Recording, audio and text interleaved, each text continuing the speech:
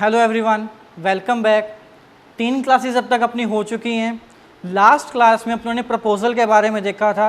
Proposal क्या होता है, प्रपोज़र कौन होता है, ऑफरर कौन होता है, ऑफरी कौन होता है, एक्सेप्टर कौन होता है, प्रोमिसी कौन होता है।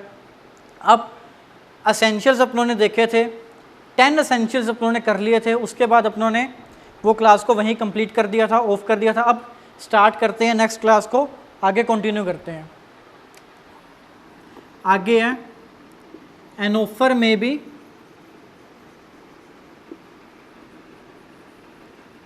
Tender offer.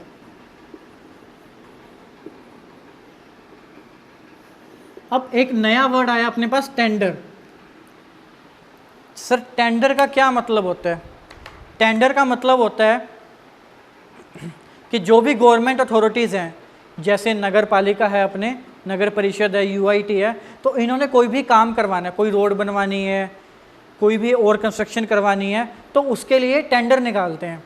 टेंडर में ये होता है कि जो पर्सन इस काम को करना चाहता है, जो पर्सन इस काम को करने के लिए इच्छुक है, वो आके अपना प्राइस दे देता है। जैसे नगर, मान लो मीरा चौक से लेके सुखाड़िया सर्किल तक है, ये रोड है, मीरा चौक से सुखाड़िया सर्किल तक। नगर परिषद ने कहा कि उन्हें ये रोड बनानी है। उन्होंने कहा कि हमारे हिसाब से इस रोड को बनाने का खर्चा 2 करोड़ रुपए आएगा। आप लोगों ने एक नॉर्मल एग्जांपल लेते हैं कि इस रोड को बनाने का खर्चा 2 करोड़ रुपए आएगा। अब उन्होंने कहा कि जो पर्सन इस रोड को बनाने के लिए इच्छुक है, जो पर्सन बनाना चाहता है, वो आके हमें ऑफर दे, हमें प्राइस बताए। इसे ऑफर, अब वो क्या करेंगे, एक न्यूज़पेपर में एडवर्टाइजमेंट निकाल लेंगे कि नगर परिषद श्री गंगानगर ने ये रोड कंस्ट्रक्ट करवानी है, मीरा चौक से लेके सुखाड़िया सर्किल तक। जो पर्सन इस रोड को बनाने के लिए, या जो पर्सन इस रोड का कंस्ट्रक्शन करना चाहता है, उसका कॉन्ट्रैक्ट लेना चाहता है, वो आके हमारे पास एप्लीकेशन दे। एप्लीकेशन देने का क्या मतलब हुआ, आके हमें ऑफर दे। जिसका ऑफर हमें अच्छा लगेगा, जिसका ऑफर हमें पसंद आएगा, उसका ऑफर हम एक्सेप्ट कर लेंगे, उसे ये कॉन्ट्रैक्ट दे देंगे। अब मान लो 50 जनों ने ऑफर दिया, 50 एप्लीकेशंस आई। अब 50 में से जो नगर परिषद है वो कौन सी सिलेक्ट करेगा? इन 50 एप्लीकेशन में से नगर परिषद वो वाली सिलेक्ट करेगा जिसका प्राइस सबसे लोएस्ट होगा, जिसका प्राइस सबसे लोएस्ट होगा। मान लो मेरी फर्म है, मैंने कहा कि मैं तो ये सड़क 1.5 करोड़ रुपए में ही बना के दे दूंगा, तो नगर परिषद कहेगा कि ये लो, आप ये कॉन्ट्रैक्ट ले लो, 1.5 करोड़ रुपए में आप ये सड़क तैयार कर दो। तो ऐसे करके जो गवर्नमेंट अथॉरिटीज़ हैं, जो गवर्नमेंट बॉडीज़ हैं, वो टेंडर अलॉट करती हैं। अब टेंडर ऑफर नहीं होता, इसे इन्विटेशन टू ऑफर कहा जाता है।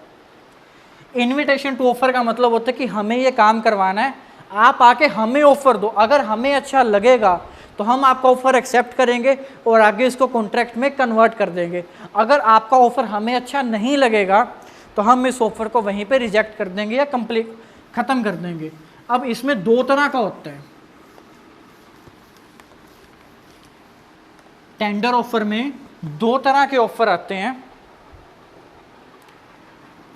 डेफिनेट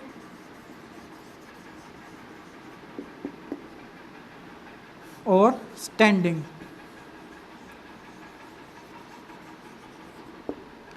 डेफिनेट में तो अभी अभी जो अपने रोड वाला एग्जांपल डिस्कस किया था वो आ जाएगा कि इतनी, मान लो ये पूरी रोड 2 किलोमीटर की है, तो 2 किलोमीटर यहाँ से यहाँ, 2 किलोमीटर यहाँ से यहाँ, 4 किलोमीटर टोटल कंस्ट्रक्शन करना है। तो ये 4 किलोमीटर का एक डेफिनेट कॉन्ट्रैक्ट है कि इससे ज़्यादा एरिया का या इससे ज़्यादा का कॉन्ट्रैक्ट आपको नहीं करना, सिर्फ इतना ही काम करना है, इससे ज़्यादा कुछ भी नहीं करना। पर स्टैंडिंग में एक, जो स्टैंडिंग ऑफर होते हैं, स्टैंडिंग टेंडर में पार्ट होते हैं, उनमें क्या होता है, ये कॉन्टिन्यू होते हैं।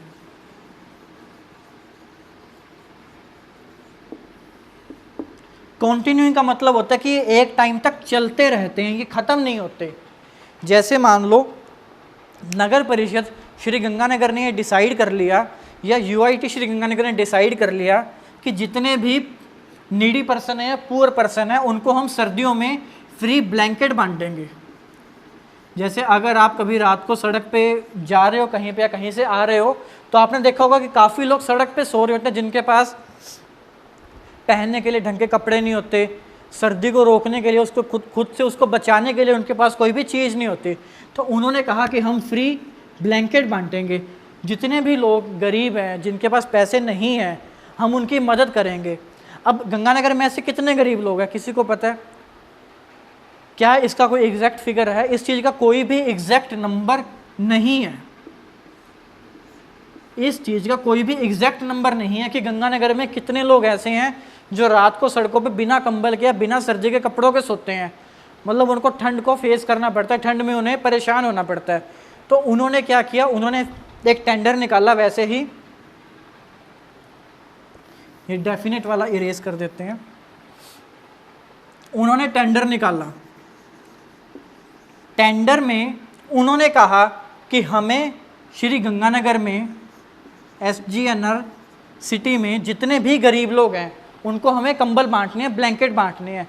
कितने बांटने हैं हमें नहीं पता। हम इनिशियल स्टार्टिंग में एक बार 100 पीस लेंगे, फिर 100 पीस लेंगे, फिर उसके बाद जैसे जैसे हमें रिक्वायरमेंट होगी हम वैसे वैसे करके आपसे पीसीज ले लेंगे। अब यहाँ पे हमें क्लियर नहीं है, कंफर्म नहीं है कि हमें कितने पीसीज सप्लाई करने हैं। तो ऐसे ऑफ़र को कंटिन्यूइंग ऑफ़र कहा जाता है, जो एक टाइम तक ओपन रहता है, एक टाइम तक लगातार चलता रहता है, जिसमें बार बार एडिशंस होते रहते हैं। अब पहले 100 लिए, फिर 100 लिए, मान लो बाद में 50 की ज़रूरत पड़ी, फिर 30 की ज़रूरत पड़ी, ऐसे कर करके टोटल 280 ब्लैंकेट्स लिए नगर परिषद ने। तो वो लास्ट में 280 ब्लैंकेट्स का बिल पे कर देगा। पर जब ये कॉन्ट्रैक्ट शुरू किया था तो क्या नगर परिषद को पता था कि उन्होंने कितने ब्लैंकेट बांटने हैं? क्या उनको इस चीज़ का कोई भी आइडिया था? मान लो वो 200 ले लेते तो 80 कम पड़ जाते। मान लो वो कहते हैं कि गंगानगर में 500 ऐसे लोग हैं जो रात को सड़कों पे बिना कंबल के सोते हैं, तो उनके पास 220 पीसीस जो हैं वो एक्स्ट्रा स्पेयर में आ जाते। अब उनका कोई यूज़ नहीं है, गंगानगर में जितने लोग थे सभी को तो उन्होंने बांट दिया। तो ऐसे ऑफ़र में ये लगातार चलता रहता है, रिक्वायरमेंट के अकॉर्डिंग, नीड के अकॉर्डिंग ये ऑफ़र इंक्रीज होता रहता है। अब एसेंशियल्स ऑफ वैलिड ऑफ़र अपने कंप्लीट हो चुके हैं। एसेंशियल्स ऑफ वैलिड ऑफ़र अपने कंप्लीट हो चुके हैं। अब नेक्स्ट एक टॉपिक है जो कि एग्जाम में कई बार क्वेश्चन आया हुआ है, what is not a proposal? What is not a proposal?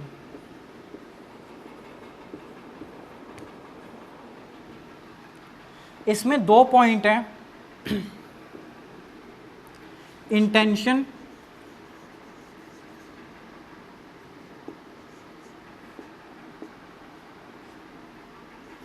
To put a proposal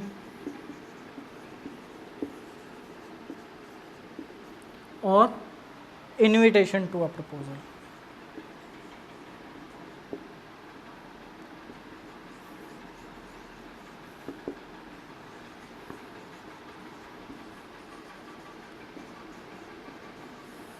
अब सबसे पहले देखते हैं intention to put a proposal. Intention to put a proposal का मतलब है कि आपने अभी तक ऑफर नहीं दिया, आपने ऑफर देना है। आपने अभी तक ऑफर नहीं दिया, आपने बस मन में सोच लिया कि मैंने ये ऑफर देना है या मैंने ये काम करने के लिए कहना है, पर आपने अभी तक कहा नहीं है। जैसे मैंने एग्जांपल लिया था कि मान लो मैंने घर बेचना है, मैंने सोच लिया कि मैंने घर बेचना है, पर मैंने किसी को कहा नहीं मैंने घर बेचना है। अब मैं घर पे बैठा बस सोचे जा रहा हूँ कि यार अभी तक मेरा कोई घर खरीदने ही नहीं आया, मेरा घर पता नहीं बिकेगा भी या नहीं बिकेगा। वो बिक क्यों नहीं रहा, मैंने इस चीज़ के बारे में नहीं सोचा, ये ख्याल मेरे दिमाग में नहीं आया कि वो बिक क्यों नहीं रहा, बस मैंने ये आ गया कि मैंने वो घर बेचना है। तो intention to put a proposal is not a proposal, कि मैंने सोचा है या किए करना है बट अभी तक किया नहीं है, तो एक वैलिड प्रपोजल नहीं होगा।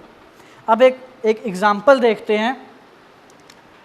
एक बार क्या हुआ था कि एक स्कूल की मीटिंग चल रही थी, स्कूल के जो ट्रस्टीज़ हैं उनकी एक मीटिंग चल रही थी। उन्होंने एक वाई पर्सन को प्रिंसिपल अपॉइंट करने का डिसाइड कर लिया, उन्होंने कहा कि इनको ऑफर देंगे कि आप हमारे स्कूल के आके प्रिंसिपल बन जाओ। उन्होंने अपनी मीटिंग में डिसीजन ले लिया, बट उन्होंने अभी तक वाई को नहीं बताया। इन ट्रस्टीज़ ने मीटिंग में डिसीजन ले लिया कि अपने वाई को प्रिंसिपल बनाएंगे, पर उन्होंने अभी तक वाई को नहीं बताया कि हमने आपको प्रिंसिपल बनाना है। इनमें से एक ट्रस्टी, इसका नॉन था, रिलेटिव था, उसने घर पे आके क्या किया, सबसे पहले वाई को बता दिया कि तुझे ये स्कूल वाले प्रिंसिपल बनाएंगे, तो तैयार हो जा, कल नहीं तो परसों तेरे पास लेटर आने वाला है प्रिंसिपल का, तो प्रिंसिपल बनने वाला है। 4 दिन बाद ट्रस्टीज की दोबारा मीटिंग हुई, उन्होंने एक जेड को अपॉइंट कर दिया। अब क्या ये वाई इन पे केस कर सकता है कि आपने पहले तो मुझे प्रिंसिपल बनाया था, अब आपने मुझे प्रिंसिपल से हटा दिया, या आप मुझे प्रिंसिपल क्यों नहीं अपॉइंट कर रहे?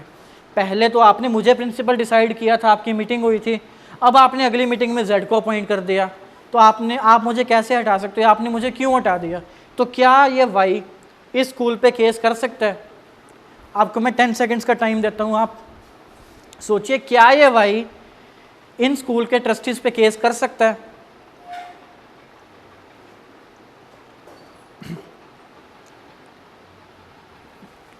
अगर आप सभी ने सोचा, या आप में से जिन्होंने भी सोचा कि ये केस नहीं कर सकता, वो बिल्कुल सही है। अगर आप में से किसी ने कहा कि हाँ ये केस कर सकता है, तो बच्चे एसेंशियल ऑफ वैलिड ऑफर था, ऑफर मस्ट बी कम्युनिकेटेड। क्या इन्होंने वाई को कम्युनिकेट किया? क्या इन्होंने वाई को कहा कि हमें आपको प्रिंसिपल बनाना है? इन्होंने अभी तक वाई को नहीं बताया। तो जब तक ये वाई को नहीं बताएंगे तब तक वाई को पता नहीं चलेगा, और तब तक वो अपॉइंट नहीं हो सकता। तो उसको कम्युनिकेशन से पहले वो उसको चेंज कर सकते हैं।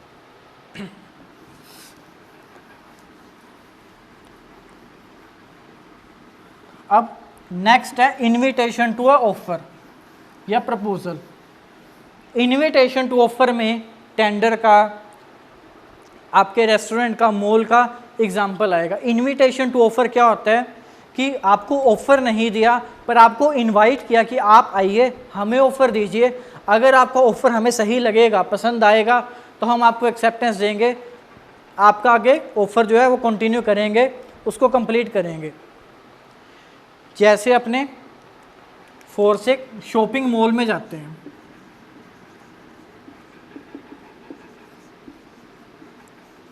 अब मॉल में सेल आई हुई है बाय 2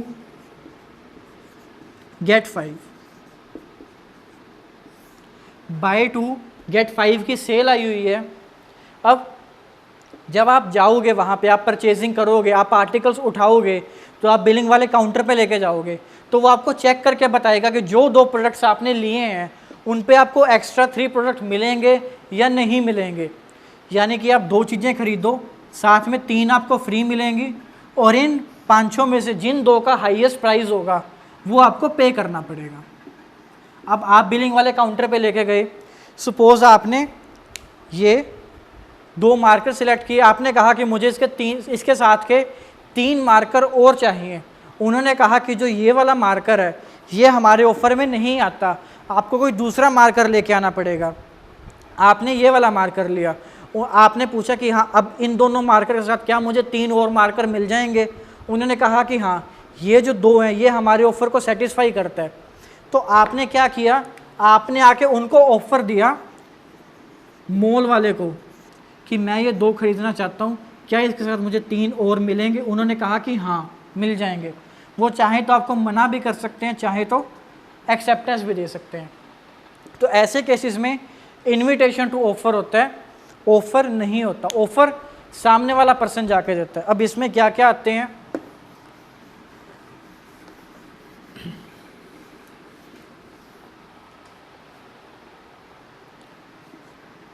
टेंडर,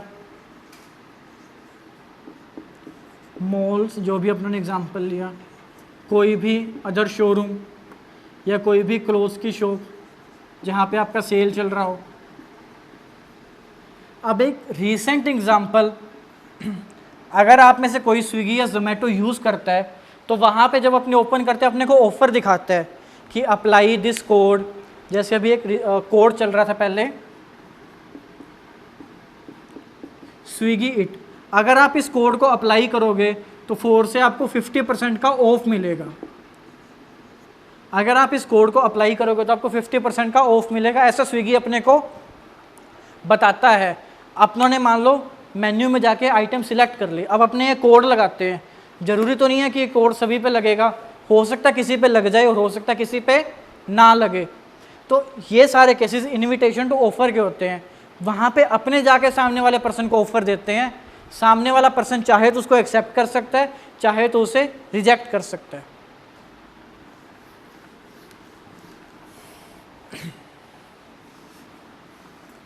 अब ऑफर का एक लास्ट चीज रह गई है, उसके बाद अपने ऑफर को वाइंड अप करते हैं।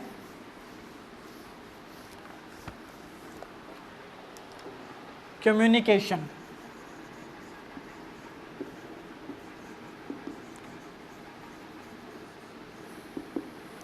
ऑफर का कम्युनिकेशन कब माना जाएगा? ए ने बी को घर बेचने के लिए कहना है, तो ये ऑफर कंप्लीट कब माना जाएगा? जब बी को इसकी नॉलेज हो जाएगी, बी को पता चल जाएगा कि उसे ये ऑफर दिया गया है। मान लो ए ने लेटर भेजी, इसने पोस्ट करवाया, लेटर ये पोस्ट यहाँ पे है, ये यहाँ से चलते चलते चलते चलते चलते 15 दिन बाद बी के पास पहुँची। तो बी को जो ऑफर की कम्युनिकेशन की डेट मानी जाएगी, जिस दिन इसको ये पोस्ट मिला वो डेट मानी जाएगी। मान लो इसको 15 अगस्त को मिला, तो इस ऑफर की डेट 15 अगस्त मानी जाएगी। मान लो यही ऑफर इसे 4 अगस्त को मिल जाए तो 4 अगस्त मानी जाएगी। यही ऑफर इसे 20 जुलाई को मिल जाए तो 20 जुलाई मानी जाएगी इसकी डेट। तो ऐसे ही जिस डेट को इसे ऑफर मिलेगा, जिस दिन इसे इसकी ऑफर की नॉलेज हो जाएगी, जिस दिन इसे पता चल जाएगा, उस डेट को ऑफर की डेट माना जाएगा। उस डेट को ऑफर का जो कम्युनिकेशन है वो कंप्लीट हो जाएगा। प्रपोजल अपना कंप्लीट हो चुका है इसी के साथ। अब कुछ अपने बेसिक एक्सेप्टेंस के बारे में डिस्कस करते हैं। एक्सेप्टेंस क्या होता है, एक्सेप्टेंस कौन देगा, कैसे देगा, अगर कोई टाइम लिमिट है तो उस टाइम लिमिट के अंदर देनी पड़ेगी या कैसे करेगा, अपने देखते हैं एक्सेप्टेंस के बारे में।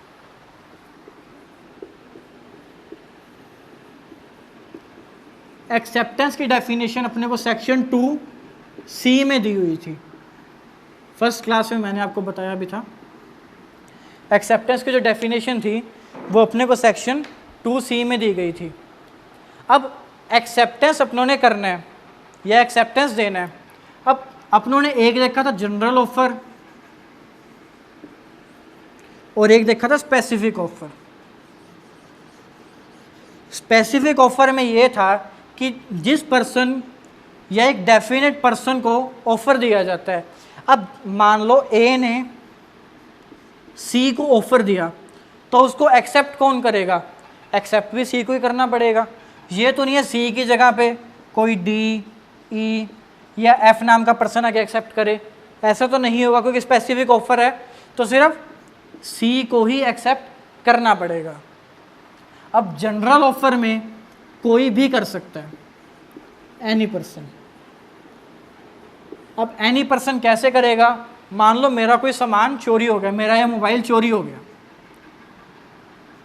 अब मेरा ये मोबाइल चोरी हो गया, अब मैंने न्यूज़पेपर में ऐड दे दिया कि मेरा ये वाला मोबाइल, ये उसका मॉडल है, इस कंपनी का मोबाइल है, ये मेरा मोबाइल इस डेट को इस टाइम चोरी हो गया, जिसको भी मिले प्लीज़ मुझे इस नंबर पे कांटेक्ट करके मेरा मोबाइल रिटर्न कर दे।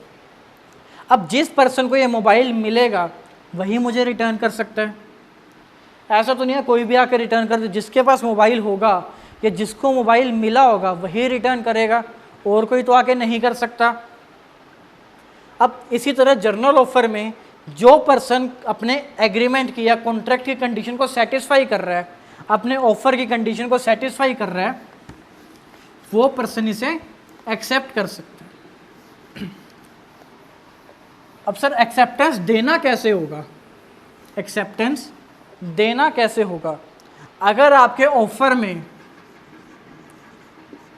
कोई तरीका या वे बताया गया है कि आपने रिटर्न देना है, ईमेल के थ्रू देना है, पोस्ट के थ्रू देना है, फेस टू फेस देना है, व्हाट्सएप पे देना है, तो जो तरीका आपको बताया होगा उसी तरीके से आपको ये ऑफ़र या एक्सेप्टेंस अपना देना होगा। अगर मान लो उन्होंने कहा कि आपको रिटर्न देना है तो आपको रिटर्न में देना होगा। अगर आपको कहा कि ईमेल में देना है तो ईमेल में देना होगा। अगर आपको कहा कि पोस्ट के थ्रू देना है तो पोस्ट के थ्रू देना होगा। अगर कहा कि फ़ेस टू फेस देना है तो फ़ेस टू फेस देना होगा। अगर ऑफ़र में बताया गया है तो आपको उसी तरह से देना पड़ेगा।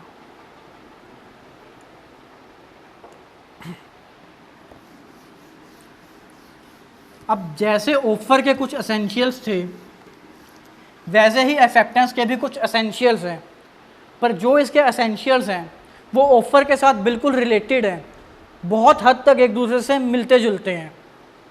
जैसे एक्सेप्टेंस एक्सप्रेस होगा या इम्प्लाइड होगा।